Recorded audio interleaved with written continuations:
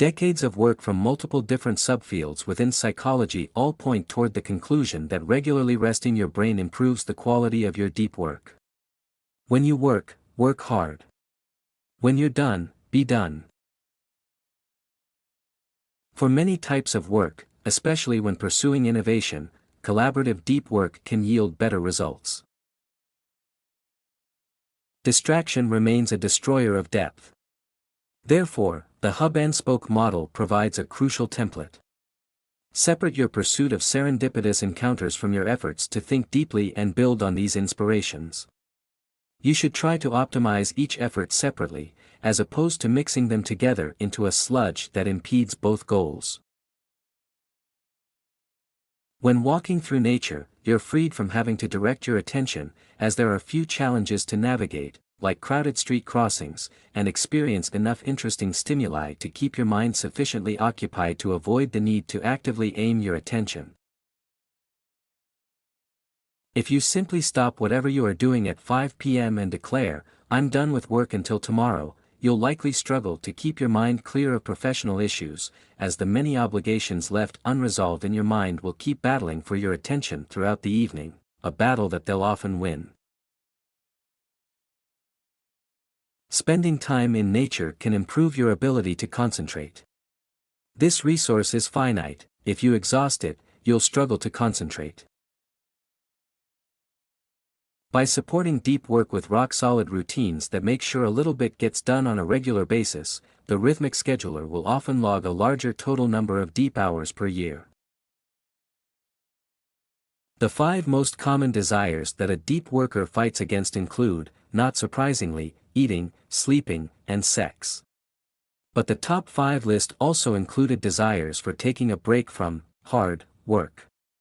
Checking email and social networking sites, surfing the web, listening to music, or watching television.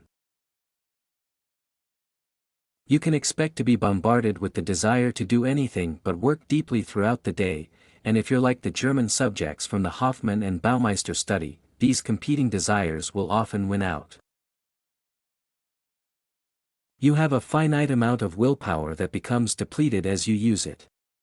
Your will, in other words, is not a manifestation of your character that you can deploy without limit, it's instead like a muscle that tires. The key to developing a deep work habit is to move beyond good intentions and add routines and rituals to your working life designed to minimize the amount of your limited willpower necessary to transition into and maintain a state of unbroken concentration. You don't need a rarefied job, you need instead a rarefied approach to your work. Deep life is not just economically lucrative, but also a life well lived. Skillful management of attention is the sine qua non of the good life and the key to improving virtually every aspect of your experience.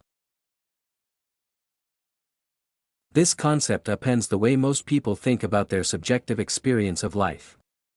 We tend to place a lot of emphasis on our circumstances, assuming that what happens to us, or fails to happen, determines how we feel, who you are, what you think, feel, and do, what you love, is the sum of what you focus on. The advantage of cultivating concentration so intense is that there is no attention left over to think about anything irrelevant, or to worry about problems. Most people assumed, and still do, that relaxation makes them happy. Human beings, it seems, are at their best when immersed deeply in something challenging. The best moments usually occur when a person's body or mind is stretched to its limits in a voluntary effort to accomplish something difficult and worthwhile. Big trends in business today actively decrease people's ability to perform deep work, even though the benefits promised by these trends, example, increased serendipity, faster responses to requests, and more exposure, are arguably dwarfed by the benefits that flow from a commitment to deep work, example, the ability to learn hard things fast and produce at an elite level. High-quality work produced equals time spent, multiplied by intensity of focus. When you switch from task A to another task B, your attention doesn't immediately follow, a residue of your attention remains stuck thinking about the original task. The concept of attention residue helps explain why the intensity formula is true. Deliberate practice cannot exist alongside distraction, and that it instead requires uninterrupted concentration. To learn hard things quickly, you must focus intensely without distraction.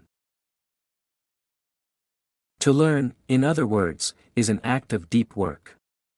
If you're comfortable going deep, you'll be comfortable mastering the increasingly complex systems and skills needed to thrive.